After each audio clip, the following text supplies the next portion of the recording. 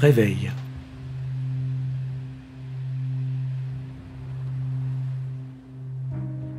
Ancienne était l'île. Même 1 million, 2 millions d'années plus tôt, quand elle était vivante, la chose qui reposait dans le chenal offerte au brutal ruissellement des lames venues du large n'avait jamais imaginé qu'il ne s'agissait pas d'autre chose que d'une excroissance de la terre primordiale elle-même. L'île avait approximativement 3000 de long et mesurait un demi-mille dans sa plus grande largeur. Elle se recourbait autour d'un lagon bleu, et ses bras effilés et rocheux, frangés d'écume, se refermaient presque sur sa pointe. On aurait dit un géant se ployant pour essayer de toucher ses orteils sans y parvenir tout à fait. La mer pénétrait par le chenal que constituait ce hiatus. Les eaux haïssaient la passe. Avec une patience sans borne, elles s'acharnaient à briser le rempart de rochers, et leur fracas avec une sonorité singulière où se fondait tout ce qu'il y avait déraillé de blasphémateur dans la perpétuelle querelle opposant la terre rétive et les lames usurpatrices. Il gisait au cœur des flots mugissants, mort depuis l'éternité ou presque, oublié du temps et de l'univers. Au début de 1941, des navires japonais franchirent les eaux dangereuses et pénétrèrent dans le lagon calme. Du haut du pont d'un des navires, une paire d'yeux examinèrent avec curiosité la chose que fouettait la fureur marine. Mais le propriétaire de ces yeux était au service d'un État qui n'aimait pas que son personnel se lançât dans des entreprises hasardeuses et extramilitaires. Aussi l'ingénieur mécanicien Takeo Niro nota-t-il dans son rapport: à l'entrée du chenal se trouve une masse de substance apparemment minérale et brillante, mesurant environ 400 pieds de long sur 90 de large. Les petits hommes jaunes édifièrent des réservoirs de carburant souterrains et repartirent dans la direction du soleil levant. L'eau continua de monter et de descendre, de monter, de descendre. Les jours, les années s'égrenèrent et la poigne du temps était pesante. Les moussons soufflèrent à la saison, effaçant les traces du passage de l'homme. La végétation recouvrit le sol dénudé qu'avaient affouillé les machines. La guerre prit fin. Les réservoirs enfouis s'affaissèrent légèrement dans la gangue de terre qui les enserrait, et des fissures apparurent sur plusieurs canalisations. L'ensemble se mit à suinter lentement et un film luisant se répandit des années durant sur la surface miroitante du lagon. À des centaines de milles de là, à proximité de l'atoll de Bikini, 2 explosions successives engendrèrent un réseau compliqué de courants radioactifs. Au début de l'automne 1946, ceux-ci atteignirent l'île. 2 ans plus tard, un fonctionnaire patient qui passait au peigne fin les archives de la marine impériale à Tokyo signala la présence des réservoirs de carburant. Et en 1950, le destroyer Coulson prit le large pour une vérification de routine. L'heure du cauchemar avait sonné.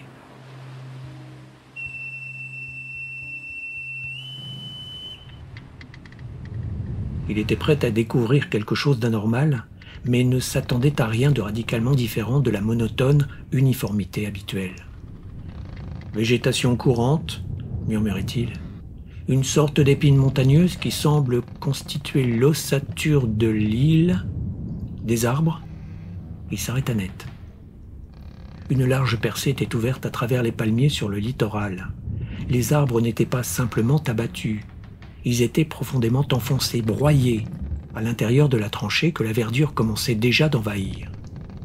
Large de près de 100 mètres, elle suivait la plage et montait à l'assaut d'une colline vers le sommet de laquelle on apercevait un gros rocher, à demi enserré. Étonné, Ménard jeta un coup d'œil sur les photos prises par les Japonais et machinalement se tourna vers son second, le lieutenant Gerson. « Bon Dieu !» s'exclama-t-il. « Comment ce rocher est-il monté là-haut? Il ne figure pas sur les photos ?» Il se mordit aussitôt la langue. Gerson le dévisagea avec une vague hostilité qui lui était coutumière, haussa les épaules et répondit: « Nous nous sommes peut-être trompés d'île. » Ménard garda le silence. Il considérait son adjoint comme un type bizarre, une sorte d'ironie imprégnait tous les propos de Gerson. Il doit peser quelque chose comme 2 millions de tonnes. Probable que les Japs l'ont laissé jusque-là histoire de nous mystifier.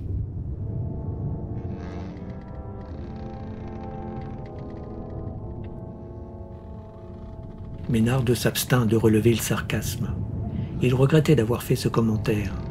Et il le regrettait particulièrement parce que, l'espace d'un instant, il avait en effet établi un lien entre les Japonais et ce rocher. L'évaluation qu'avait fait Gerson, et qui était probablement assez exacte, il l'admit sur le champ, arrêta net ses supputations délirantes. Si les Japs avaient pu déplacer ce rocher de 2 millions de tonnes, ils auraient gagné la guerre. Néanmoins, il y avait là quelque chose de curieux qui méritait qu'on s'y intéresse plus tard. Le Coulson franchit le chenal sans incident. Celui-ci était plus large et plus profond que les rapports japonais permettaient de le penser, ce qui facilita les choses. L'équipage déjeuna à l'abri dans le lagon. Maynard, remarquant la nappe d'essence qui recouvrait l'eau, interdit immédiatement à ses hommes de jeter des allumettes par-dessus bord. Après une brève conférence avec ses officiers, il prit la décision d'y mettre le feu dès que la mission aurait été menée à son terme et que le destroyer aurait pris le large. À 13h30, on mit les canots à la mer et ils rejoignirent rapidement la plage. Grâce au plan japonais dûment traduit, les 4 réservoirs furent localisés en moins d'1 heure. Il fallut toutefois un peu plus longtemps pour déterminer leurs dimensions et s'apercevoir que 3 d'entre eux étaient vides. Un seul, le plus petit, était resté étanche.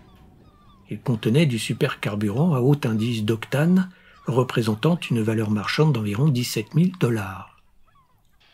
Il n'y avait pas de quoi intéresser les gros tankers de la marine qui croisaient encore dans les parages pour récupérer tout le matériel japonais et américain qui traînait dans les îles. Peut-être qu'on enverrait une allège pour enlever ce stock, mais cela n'était pas du ressort de Maynard. Malgré la rapidité avec laquelle l'opération avait été menée, ce fut d'un pas las que celui-ci gravit l'échelle menant à la passerelle, à la tombée du jour. Il avait dû présumer de ses forces car Gerson lui demanda d'une voix un peu forte « Vous êtes fatigué, commandant ?» Maynard se raidit. Ce fut cette question qui le décida à ne pas attendre davantage pour examiner le rocher. Après le dîner, il fit appel aux volontaires. Les ténèbres étaient opaques quand le canot à bord duquel il était monté en compagnie de 7 marins et du second maître Yewell s'échoua sur la grève. Le petit groupe s'enfonça à travers les palmiers.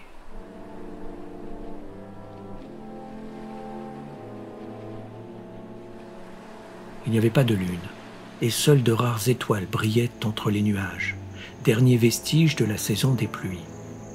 Les 9 hommes suivirent la tranchée. On aurait dit qu'un bulldozer était passé par là broyant les arbres. Sous la lumière falote des torches électriques, tous ces troncs brûlés comme à raser, devenus partie intégrante du sol avec quelque chose de surnaturel. « Il a fallu un drôle de typhon pour faire ça », gromela un des matelots. Pas seulement un typhon, songea Maynard. Un incendie vorace suivi d'un vent monstrueux, si monstrueux que les pensées de Maynard s'interrompirent. Il était incapable d'imaginer une tempête assez violente pour hisser un rocher de 2 millions de tonnes le long du flanc d'une colline de 400 mètres de long, se dressant à 120 mètres au-dessus du niveau de la mer. Vu de près, ce rocher paraissait être à base de granit grossier, le pinceau des lampes électriques qui faisaient étinceler d'innombrables rayures roses. Le groupe le contourna et Maynard prit conscience de sa taille quand, levant la tête, il balaya du regard la paroi miroitante qui se dressait au-dessus de lui comme une falaise. La partie supérieure du rocher enterré le dominait d'au moins 15 mètres. Il régnait maintenant une chaleur pénible et Maynard transpirait à grande eau. Il éprouva fugitivement une morne satisfaction en songeant qu'il accomplissait son devoir dans des conditions désagréables. Indécis, il s'immobilisa, savourant, lugubre, le silence primitif de la nuit. « Prélevez quelques échantillons ici et là, » ordonna-t-il. « Ces rayures roses ont l'air intéressantes. » Quelques secondes plus tard, un hurlement déchira les ténèbres. Les torches clignotèrent, relevant le corps du matelot X, qui se tordait de douleur à côté du rocher. Son poignet n'était plus qu'une masse noire et carbonisée. Sa main avait entièrement brûlé. X avait touché Hila. Ménard fit une piqûre de morphine au malheureux qui souffrait comme un damné, et l'expédition regagna le navire en toute hâte.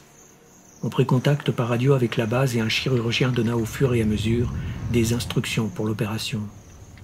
Il fut entendu qu'un avion hôpital viendrait prendre le blessé. L'accident avait dû causer un certain émoi à l'état-major, car le commandant du Coulson fut prié de fournir de plus amples informations sur ce rocher chaud. Le lendemain matin, on le qualifiait de météorite. Ménard, qui en général ne discutait jamais les opinions de ses supérieurs, manifesta cette fois son désaccord. Cette météorite, souligna-t-il, pesait 2 millions de tonnes et elle reposait à la surface de l'île. « Je vais envoyer l'officier mécanicien adjoint relever sa température, » dit-il. Le thermomètre emprunté à la salle des machines enregistra une température de l'ordre de 450 degrés centigrades. La question qui lui fut posée quand il eut transmis cette information bouleversa Ménard. « Eh bien oui, » répondit-il. « Nous avons constaté une faible radioactivité de l'eau, mais rien de plus, et ce n'est pas grave. Eu égard aux circonstances, nous allons gagner le large immédiatement et attendre l'arrivée des savants. » Il était pâle et tremblait quand la conversation prit fin. 9 hommes, y compris lui-même, s'étaient aventurés à quelques mètres du rocher, en plein dans la zone de danger. Et c'était un danger mortel. En fait, même le Coulson, qui se trouvait à près d'1 kilomètre de là, avait dû être affecté. Mais les feuilles d'or des électroscopes ne frémirent point, et le compteur Geiger-Müller ne cliquetait, et de loin en loin seulement, que lorsqu'il était immergé. Soulagé, Ménard descendit à l'infirmerie pour prendre des nouvelles du matelot X. Le blessé dormait, d'un sommeil agité, mais il n'était pas mort, ce qui était bon signe. L'avion hôpital arriva, le médecin s'occupa de X et effectua un test de numération globulaire sur tous les membres de l'équipage. C'était un jeune homme allègre. Quand il eut terminé, il alla rendre compte à Ménard. « Eh bien, les soupçons de ces messieurs ne sont pas fondés, » annonça-t-il. « Tout le monde va bien, y compris X. Je ne parle pas de sa main. Si vous voulez mon avis, la brûlure me paraît fichtrement brutale pour une température qui ne dépasse pas 450 degrés. Je pense que sa main est restée collée sur le rocher, » répondit Ménard en frissonnant. C'était un masochiste, il avait subi le supplice de X en imagination. « Oui, ce rocher ?» murmura le docteur Clayson. « C'est bizarre quand même, qu'il soit venu là. » Les 2 hommes étaient toujours sur la passerelle quand 5 minutes plus tard, un hurlement atroce venu du pont ébranla l'air torride qui enveloppait le lagon perdu.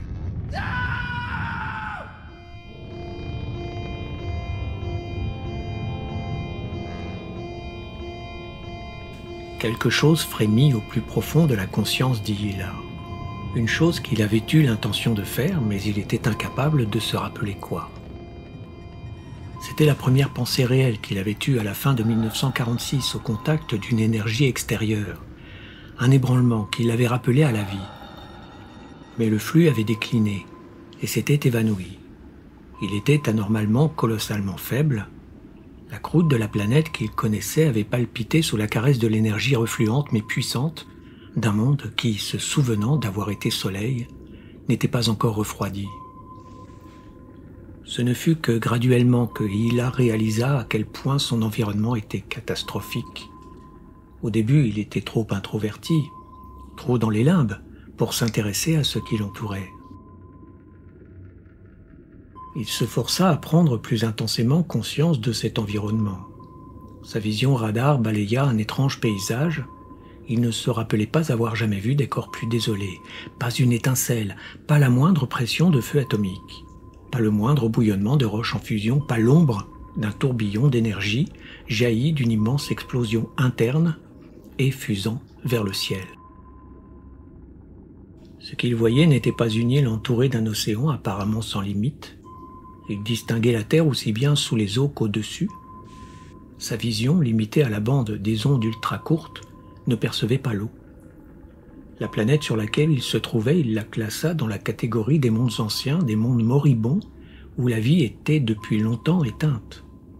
Il était seul, et il agonisait sur une planète oubliée. Ah, si seulement il pouvait découvrir la source d'énergie qui l'avait ressuscité.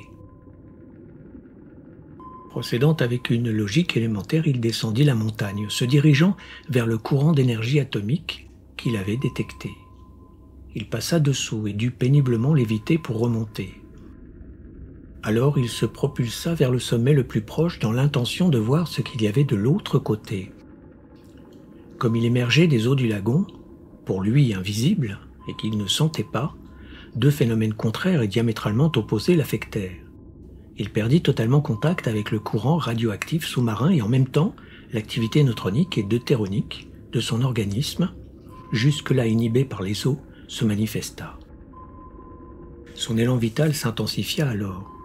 Son engourdissement prit fin et sa gigantesque masse devint une pile autonome capable de survivre pendant toute la durée de l'existence radioactive normale des éléments qui la constituaient. Pourtant, c'était encore un mode de vie infiniment rudimentaire par rapport au niveau d'activité ordinaire d'Hila. « Je devais faire quelque chose », songea-t-il. Un torrent d'électrons traversa une vingtaine de gigantesques cellules, tandis qu'il s'efforçait de se souvenir, mais comme rien ne germait dans sa mémoire, ce flux se tarit progressivement. Maintenant que son énergie vitale s'était amplifiée dans une certaine mesure, la situation dans laquelle il se trouvait lui apparaissait plus clairement. Il lança des effluves, radars, perceptives vers la Lune, vers Mars, vers toutes les planètes du système solaire et analysa leur écho. Avec une inquiétude croissante, il constata que tous ces corps planétaires étaient eux aussi des cadavres.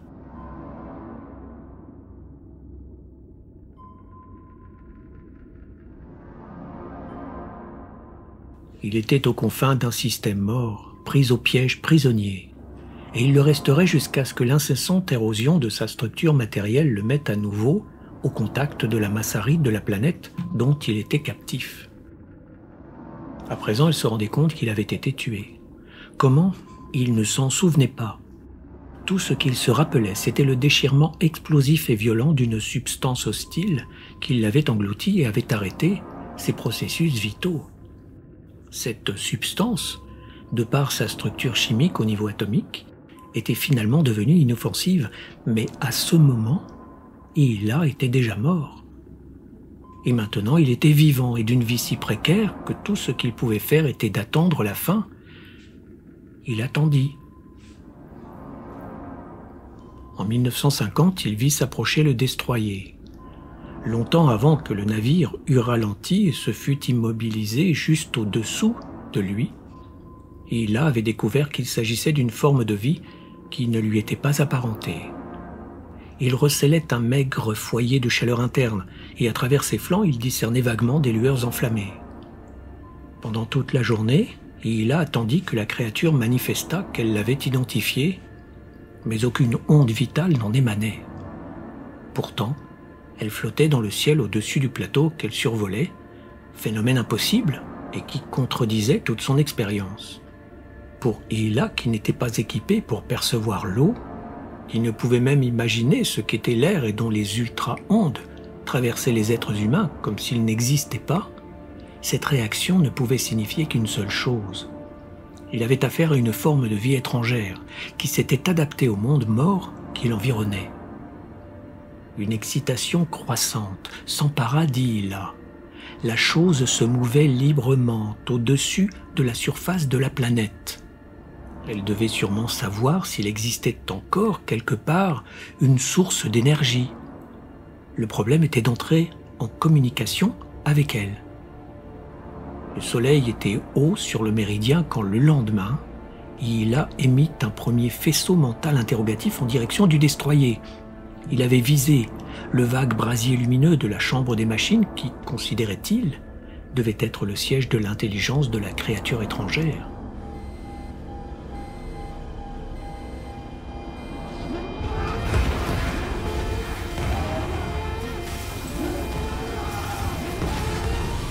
Les 44 hommes qui périrent dans la salle des machines ou dans ses environs immédiats furent enterrés sur la plage. Les survivants, parmi lesquels tous les officiers, remontèrent vers l'est. Leur plan était de rester là, à 800 mètres de l'endroit du drame, jusqu'à ce que le Coulson, qu'ils avaient abandonné, eût cessé d'être dangereusement radioactif.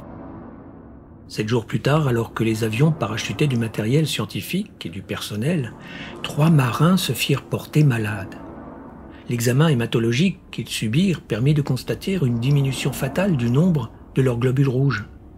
Bien qu'il n'eût pas reçu d'instructions, Ménard, alarmé, décida que tout l'équipage serait transféré à Hawaï pour y être placé en observation. Il laissa les gradés libres de leur choix, mais conseilla au second officier mécanicien, au premier officier canonnier et à plusieurs enseignes, qui avaient les uns et les autres donné un coup de main pour monter les cadavres sur le pont, de ne pas prendre de risques et d'embarquer pour les prochains avions. Quoique tous eurent reçu l'ordre d'évacuer, plusieurs matelots demandèrent la permission de rester, et après un minutieux interrogatoire, dont fut chargé Gerson, une douzaine d'hommes qui purent prouver qu'ils ne s'étaient pas trouvés à proximité de la zone de contamination furent finalement autorisés à demeurer sur les lieux. Ménard aurait préféré que Gerson s'en allât, mais sur ce point il fut déçu. De tous les officiers qui s'étaient trouvés à bord, quand avait eu lieu la catastrophe, seuls les lieutenants Gerson, Lawson, Horry, les 2 derniers étant des artilleurs, ainsi que les enseignes McPelty, Roberts, Mankioff, restèrent sur l'île. Par ailleurs, en ce qui concernait les sous-officiers, l'intendant Jenkins et le second maître Ewell en firent autant. On les ignora, si ce n'est qu'à plusieurs reprises, ils furent priés de déplacer leur tente pour ne pas gêner. Au bout du compte, Ménard, pour être tranquille, ordonna à ses hommes d'installer le camp beaucoup plus loin, dans une clairière qui s'ouvrait parmi les palmiers. D'abord étonné, il finit par s'inquiéter à mesure que les semaines passaient sans qu'il reçût de directive. Ses premiers soupçons naquirent à la lecture d'un des journaux américains venus après les savants, les bulldozers et les bétonneuses. Selon l'auteur d'un article de la rubrique des potins, le torchon brûlait entre les huiles de la marine et les civils de la commission de l'énergie atomique, les uns et les autres voulant prendre l'enquête en main. Au bout du compte, la marine avait été mise hors du coup. Ménard, en lisant ce papier, réalisa soudain qu'il était le représentant sur place de la marine. Aussitôt, il vit des galons d'amiral pousser sur ses épaulettes. Mais pour cela, il ne fallait pas commettre d'impair. Mais seulement, que faire? Rester vigilant, certes, mais en dehors de cela, il n'avait pas d'idée précise. C'était là une forme de torture masochiste raffinée. Il était incapable de fermer l'œil. Il passait ses journées à déambuler en se faisant remarquer le moins possible à travers le camp de plus en plus étendu de la horde des savants et de leurs assistants. Il avait repéré plusieurs cachettes où, la nuit venue, il se dissimulait pour surveiller la plage illuminée. C'était une fabuleuse oasis de lumière au milieu de la sombre immensité nocturne du Pacifique.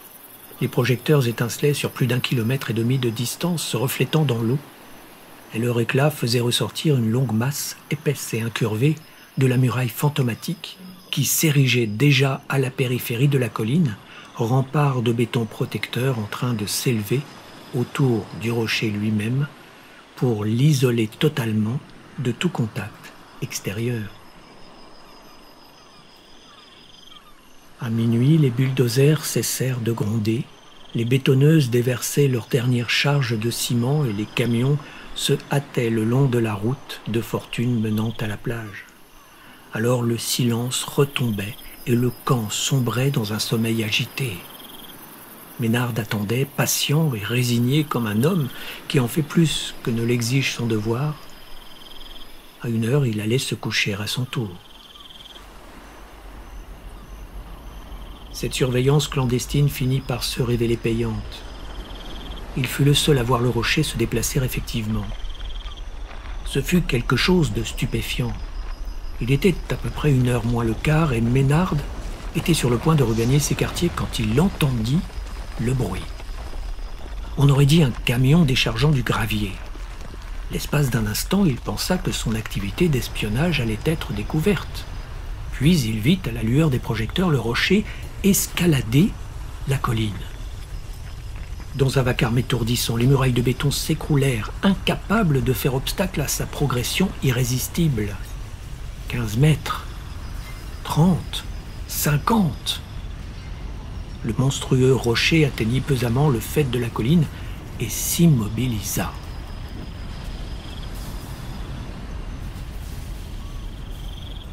Deux mois durant, Hila avait observé les navires de charge aller et venir dans le chenal. Pourquoi suivait-il cette route? Cela l'intriguait. Il se demandait s'il n'était pas soumis à des servitudes qui les contraignaient à se maintenir exactement à ce niveau. Mais il y avait quelque chose d'infiniment plus intéressant. Chaque fois, les étrangers contournaient l'île et disparaissaient derrière un promontoire élevé qui était l'amorce de la partie orientale de la côte. Régulièrement, au bout de quelques jours, ils réapparaissaient, pénétraient à nouveau dans la passe et évoluaient peu à peu dans le ciel. Parfois, au cours de ces mois, il était arrivé à Hila d'apercevoir fugitivement des vaisseaux ailés, plus petits mais beaucoup plus rapides, qui piquaient d'une très grande hauteur et disparaissaient derrière le sommet de la colline, à l'est, toujours à l'est. Il éprouvait une ardente curiosité qui allait croissant, mais hésitait à l'idée de gaspiller de l'énergie. Finalement, il prit conscience de la présence d'un brouillard lumineux qui éclairait le ciel nocturne dans cette direction, déclenchant des explosions plus violentes au niveau de sa surface inférieure, ce qui rendait possible le déplacement direct. Il escalada alors la 60aine de mètres qui le séparait de la cime. Il le regretta aussitôt. Un seul navire était en vue à quelque distance. Le halo de lumière qui frangeait le versant oriental de la colline n'avait pas de source apparente. Hila vit des dizaines de camions et des bulldozers se précipiter dans tous les sens. Quelques-uns s'approchèrent tout près de lui. Que voulaient-ils? Que faisaient-ils exactement? Il était dans l'incapacité de le déterminer. Il émit plusieurs trains d'ondes interrogateurs à l'adresse de ces objets, mais ne reçut pas de réponse. Écœuré, il n'insista pas. Le lendemain, le rocher était toujours planté sur le faîte de la colline, tenant les deux moitiés de l'île sous la menace des imprévisibles giclées d'énergie qu'il lâchait si capricieusement. Jenkins, l'adjoint du commissaire de bord, fit un premier rapport à Maynard. Le bilan des pertes s'établissait ainsi: 7 chauffeurs de camions et 2 conducteurs de bulldozers tués, plus une douzaine d'hommes atteints de brûlures, et 2 mois de travail réduits à néant. Les savants avaient dû tenir un conseil de guerre car, peu après midi, une file de camions et de bulldozers chargés de matériel passa devant le camp de la marine. Un marin envoyé en éclaireur rapporta que les véhicules s'étaient regroupés à la pointe extrême de l'île. Un événement d'une certaine importance eut lieu avant la nuit. Le directeur du projet, accompagné de 4 de ses collaborateurs, des hommes de science, pénétra dans la zone éclairée et demanda à voir Maynard. Les nouveaux venus avaient une attitude cordiale et étaient souriants. On se serra les mains à la ronde et Maynard présenta Gerson, qui était malheureusement au camp à ce moment, aux visiteurs. Cela fait, le directeur entra dans le vif du sujet. Comme vous le savez, lieutenant, le Coulson n'est que partiellement radioactif. La tourelle arrière n'a pas été affectée. Aussi sommes-nous venus vous demander votre coopération et vous prier de faire feu sur ce rocher jusqu'à ce qu'il soit pulvérisé. Il fallut quelques instants à Maynard pour émerger de la stupéfaction dans laquelle cette proposition l'avait jeté, et pour décider de la réponse qu'il y apporterait. Jamais, pendant les jours qui suivirent, il ne mit en doute la volonté des savants de faire voler le rocher en éclats pour le rendre inoffensif. Il rejeta leur requête et s'en tint tenacement à cette attitude. Ce ne fut qu'au bout de 3 jours qu'il trouva une solution. « Vos précautions ne sont pas suffisantes, messieurs, » leur dit-il. « Je ne pense pas que, dans le cas où nous ferions sauter ce rocher, nous serions en sécurité en transférant notre camp à la pointe de l'île. Mais naturellement, si les autorités navales me donnaient l'ordre d'agir Selon vos vœux, il laissa sa phrase en suspens. Le désappointement qui se peignit sur le visage de ses interlocuteurs lui fit comprendre qu'ils avaient échangé par radio des messages fébriles avec leur état-major. Le 4e jour, lisant un journal qui venait d'arriver, Maynard apprit qu'un officier de marine faisant autorité à Washington avait déclaré « Une décision de cet ordre doit être laissée à la discrétion du commandement naval de l'île ». La même personnalité avait également laissé entendre que si la demande était faite par les voies habituelles, la marine serait heureuse d'envoyer sur place un de ses experts atomiques. Il était clair que Maynard faisait face à la situation exactement comme ses supérieurs hiérarchiques le souhaitaient. Hélas, à peine avait-il fini sa lecture que le silence fut déchiré par l'aboiement aisément reconnaissable d'une batterie de canons de 5 pouces, des pièces de marine dont les détonations étaient plus violentes que tous les autres canons du même calibre.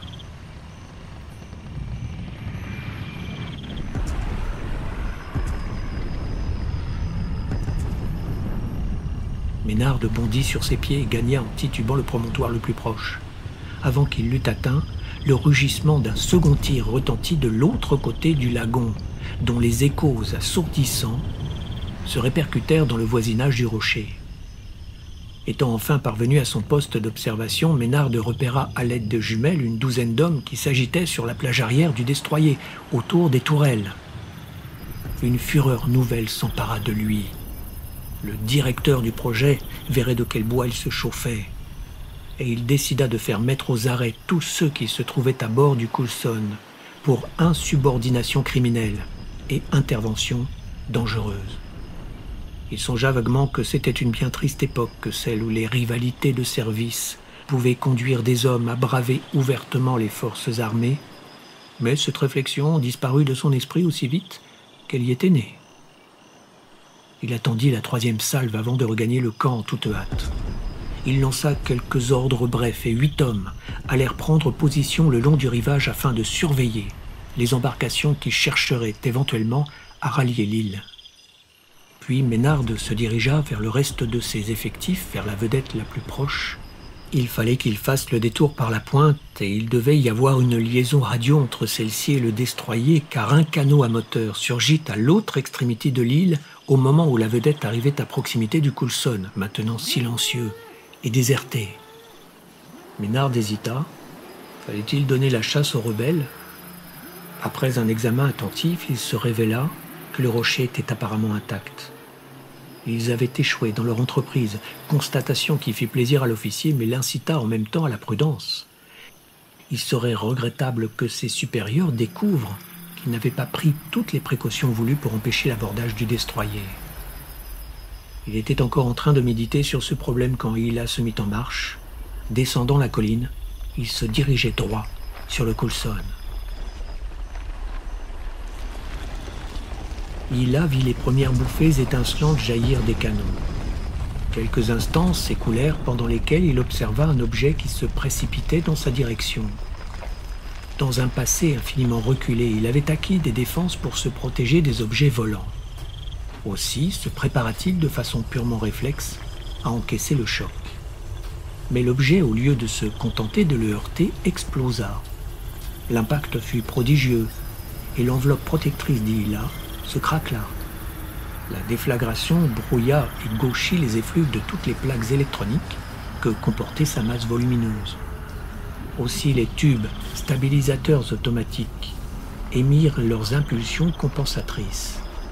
La matière brûlante, en partie rigide et en partie fluide, qui constituait presque la totalité du corps d'Hila, devint plus chaude encore et se liquéfia davantage. Sous le jeu des énormes pressions qui s'exerçaient, les fluides durcirent rapidement. Ayant retrouvé son intégrité, Hila réfléchit à ce qui s'était passé. S'agissait-il d'une tentative de communication?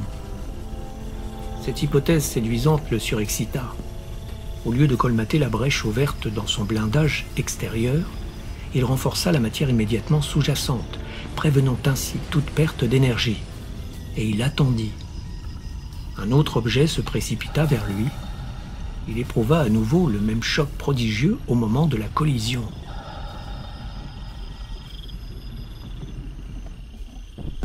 Après avoir ainsi essuyé une douzaine de ces chocs, dont chacun détériorait son blindage protecteur, le doute s'insinua, rongeur, dans l'esprit d'Ila.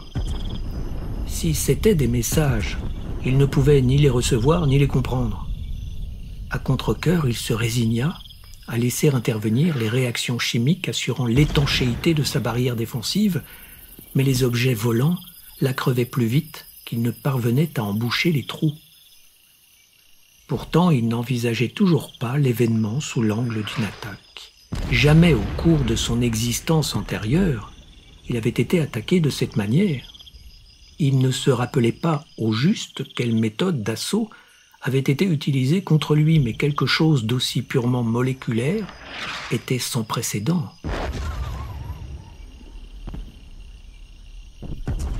Finalement, il admit à regret qu'il s'agissait pourtant bien d'une attaque. Mais il n'éprouvait nulle colère. Ses réflexes de défense étaient logiques et non émotionnels. Il étudia le destroyer. Sa tactique devait être de l'obliger à battre en retraite. Il serait également nécessaire de chasser toute créature analogue qui chercherait à s'approcher. Et tous les objets qu'ils avaient vus aller et venir du haut de la colline devaient, eux aussi, prendre le large. Ila se mit à glisser le long du versant. La créature qui flottait au-dessus du plateau avait cessé de cracher des flammes. Comme il s'avançait, il constata qu'il n'y avait pas d'autre signe de vie qu'un objet de plus petite taille qui se mouvait le long de la chose étrangère. Quand Ila entra dans l'eau, il éprouva un choc. Il avait oublié qu'à partir d'un certain niveau, ses forces vitales étaient affectées quand il était au-dessous de cette montagne désolée. Il hésita, puis lentement s'enfonça davantage dans cette zone inconfortable, certain que, à présent, il avait acquis suffisamment d'énergie pour faire victorieusement face à une pression totalement négative. Le destroyer ouvrit le feu. Les obus tirés à bout portant déchirèrent progressivement la falaise de 30 mètres qu'était Ila, affrontant son ennemi. Quand ce mur de rochers toucha le destroyer, le tir cessa. Ménard et ses hommes, ayant défendu le Coulson aussi longtemps qu'ils l'avaient pu, sautèrent pêle-mêle dans la vedette baleinière et s'éloignèrent aussi vite que possible. Ila poussa. La douleur que lui avaient infligée ces coups titanesques était celle que connaissaient toutes les créatures vivantes faisant l'expérience d'une dissolution partielle. Son corps se répara laborieusement, et maintenant, c'était avec fureur, avec haine et avec peur qu'il poussait. Quelques instants plus tard, la structure étrangement lourde était imbriquée dans les récifs qui se dressaient en bordure du plateau. Au-delà se discernait la pente abrupte de la montagne.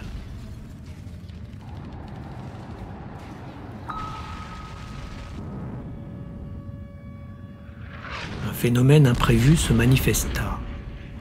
Une fois incorporée au roc, la créature se mit à tressauter et à trembler comme en proie à une force destructrice interne. Elle se renversa sur le flanc et resta immobile comme une chose blessée et disloquée qui palpite encore. C'était un spectacle surprenant. Ila refit surface, gravit la montagne et arrivé de l'autre côté s'enfonça dans la mer au moment précis où un navire de charge prenait le départ. Le bateau contourna le promontoire, traversa le chenal et gagna le large en se tenant à l'écart des deux mornes falaises sur lesquelles se brisaient les lames. Quand il eut franchi quelques milles, il ralentit l'allure et se mit en panne. Ila aurait aimé l'obliger à s'enfuir plus loin, mais il ne pouvait se déplacer que sur la terre ferme. Aussi, dès que le navire fut immobilisé, il fit demi-tour et se dirigea vers l'endroit où étaient rassemblés les petits objets. Il ne vit pas les hommes, qui se laissaient choir dans l'eau peu profonde, à la limite du rivage, et qui, s'étant ainsi placés relativement à l'abri, observaient la destruction de leurs équipements. Ila laissa derrière lui un sillage de véhicules écrasés et fumants. Les quelques chauffeurs qui avaient essayé de sauver leur camion n'étaient plus qu'une bouillie sanglante, maculant les cabines et la carrosserie des poids lourds. La panique était à son comble et la stupeur régnait. La vitesse d'Ila était d'environ 12 km/h. 317 hommes, prisonniers de dizaines et de dizaines de pièges individuels, furent broyés par un monstre qui ignorait jusqu'à leur existence.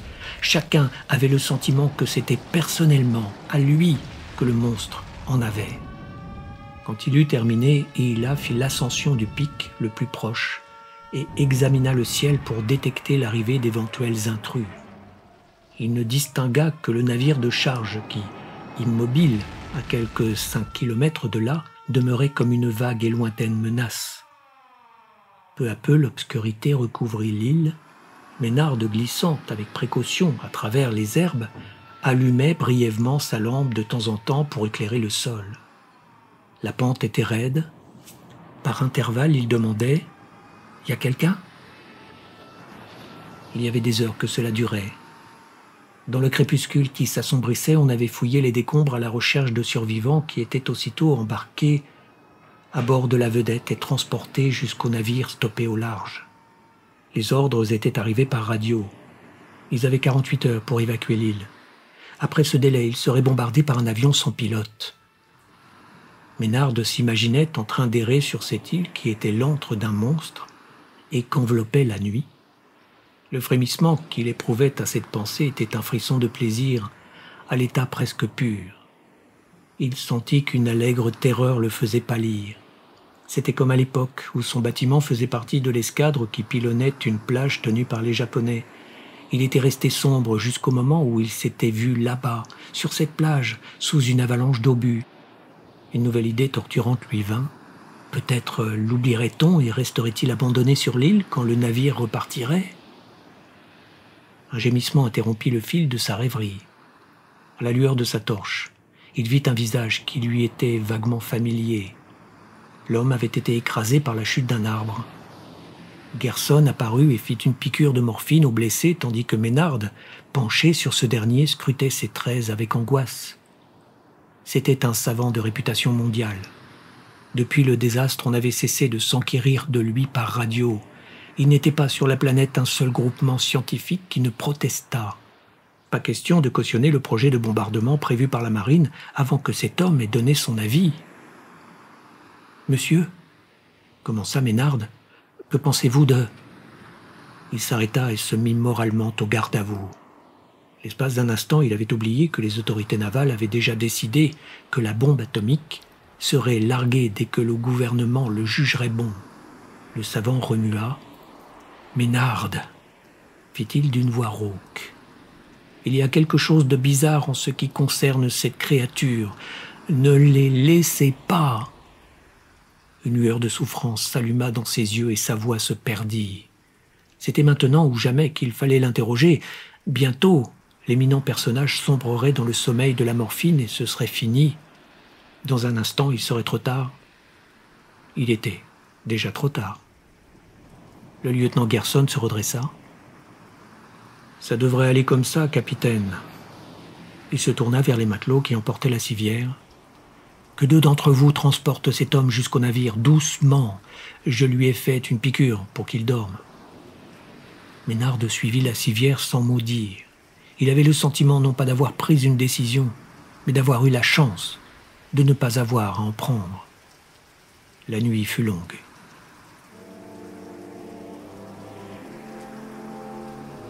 Une aube grise se leva.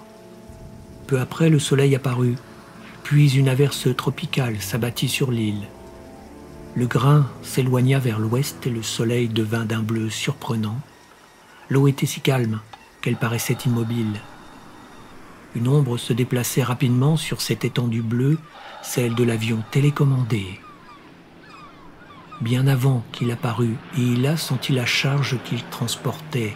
Toute sa masse en frémit, d'énormes tubes électroniques émirent d'impatientes impulsions qui s'affaiblirent, et l'espace d'un instant, Hila crut qu'il s'agissait de ses frères de race. Quand l'appareil se fut approché, il lança avec précaution des ondes de pensée en sa direction. Plusieurs avions qu'il avait visés se cabrèrent et tombèrent en feuilles mortes. Mais l'autre poursuivit son chemin impavide. Lorsqu'il se trouva presque à la verticale de la cible, il largua un objet massif qui dégringola en tournoyant paresseusement. Le projectile était réglé pour exploser à une trentaine de mètres au-dessus de l'objectif. La synchronisation était parfaite et l'explosion fut titanesque.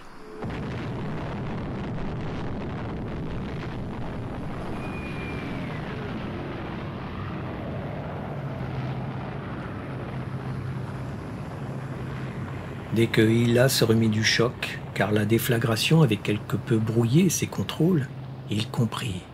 Une nouvelle vie vibrait en lui.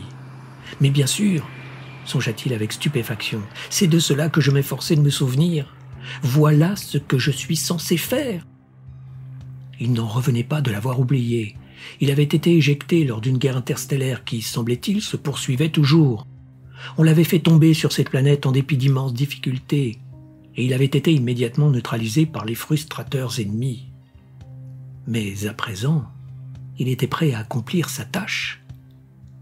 Il prit les relevés du Soleil et des planètes qui se trouvaient à portée de ses signaux radars. Cela fait, il déclencha un processus destiné à dissoudre ses blindages internes. Il rassembla toutes ses forces de pression pour la poussée finale qui projetterait brutalement les uns contre les autres les éléments vitaux au moment exact où il le faudrait. L'explosion qui précipita une planète hors de son orbite fut enregistrée par tous les sismographes du globe. Néanmoins, un certain laps de temps s'écoulerait avant que les astronomes découvrent que la Terre tombait vers son Soleil. Il n'y aurait plus aucun survivant quand Sol deviendrait une éblouissante nova qui grillerait le système avant de s'assombrir progressivement pour devenir une étoile de classe G. Même si Hila avait su que la guerre qui avait fait rage 10 millions de siècles plus tôt était terminée depuis longtemps, il n'aurait pas pu agir autrement qu'il ne l'avait fait, car les bombes atomiques robots n'ont ni choix à faire, ni décision à prendre.